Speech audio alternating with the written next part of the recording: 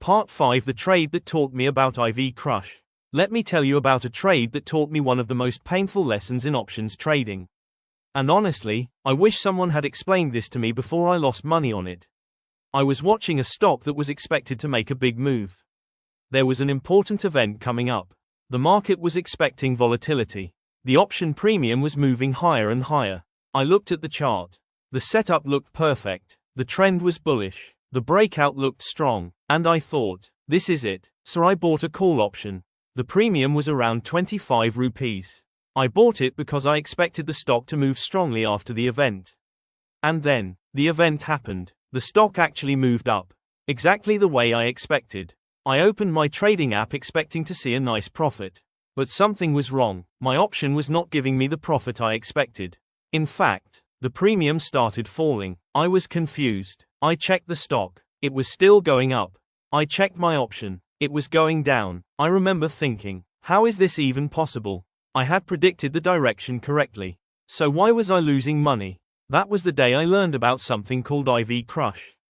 IV means implied volatility. In simple words, IV represents how much movement the market is expecting from an option.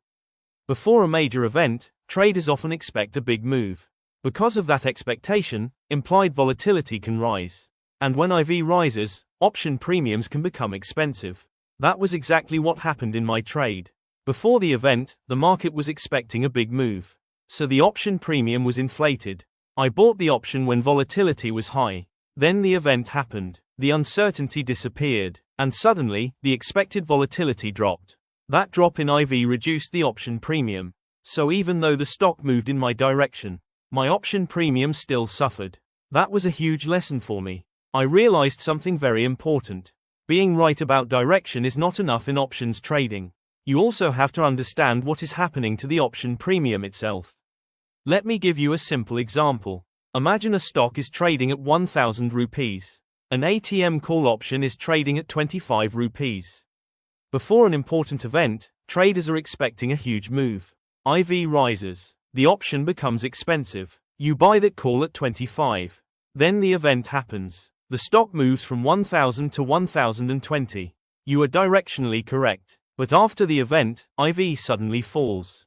The option that was 25 rupees may drop to, let's say, 18 or 20 rupees. The exact numbers will depend on the market. But the concept is what matters. The stock went up. Your call option went down. That was the moment I understood something I had completely ignored before. An option price is not controlled by direction alone. There are multiple factors affecting it. And volatility is one of them. After that experience, I stopped looking at an option chart and thinking only about whether the stock would go up or down. Before entering a trade, I started asking myself different questions. Is the option already expensive? Is IV unusually high?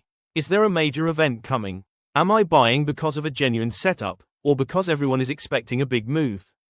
And most importantly, what happens to this option if volatility suddenly drops? That one question changed the way I looked at option buying. Now, I'm not saying that you should never trade options before major events. That's not the lesson. The lesson is, know what you're paying for. Sometimes you are not just paying for the direction. You are also paying for volatility. And when that volatility disappears, the premium can disappear with it. This is especially important for beginners. Because when you see an option premium moving very fast before an important event, it can look extremely attractive. You may think, if I enter now and the stock makes a big move, I'll make a lot of money. But remember, when something looks cheap, ask why. And when an option suddenly becomes very expensive, ask why. Because the market may already be pricing in the move you're expecting. That was my mistake. I wasn't completely wrong. My analysis of the stock direction was actually right. But my understanding of the option price was incomplete. And in options trading, incomplete knowledge can be just as dangerous as a wrong prediction. So here's the practical lesson I want you to remember from part 5. Before buying an option, don't just ask, will the stock go up? Ask these 3 questions. 1. Is the option premium already expensive? 2. Is implied volatility unusually high? 3. Is there an upcoming event that could cause IV to collapse afterward? If you start asking these questions before every trade, you'll avoid one of the most common traps option buyers face. And remember my experience. The stock can move in your direction. Your prediction can be correct, And you can still lose money. That's the strange world of options. And that's exactly why we need to understand the Greeks and volatility before risking real money. This is part 5. In the next part, we'll take another practical options concept and break it down using a real trading situation. Until then, trade with a plan, not with hope.